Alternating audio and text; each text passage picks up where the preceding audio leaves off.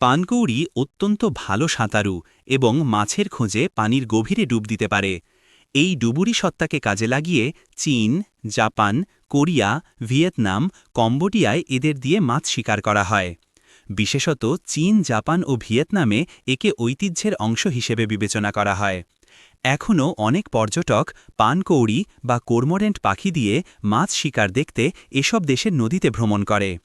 পানকৌড়ির বিষ্ঠা থেকে উৎপন্ন সার গুয়ানো একটি বাণিজ্যিক পণ্য হিসেবে যথেষ্ট সমাদৃত। এ পাখির দীর্ঘক্ষণ পানিতে ডুব দিয়ে মাছ খাওয়ার দৃশ্য অত্যন্ত চমৎকার। কিছুক্ষণ পর পর টুপ টুপ করে জলাশয়ের গভীরে দ্রুত গতিতে ডুব দেয়, আর মাছ ধরে নিয়ে এসে ভুস করে ভেসে উঠে গিলে ফেলে। দূর থেকে পানকৌড়ির এমন ডুব সাঁতার দেখলে মাঝে মাঝে মনে ভ্রম হবে, মনে হবে যেন সাপ পানিতে দৌড়ে বেড়াচ্ছে। সবচেয়ে মজার বিষয় হল পানকৌড়ি পানির তলদেশে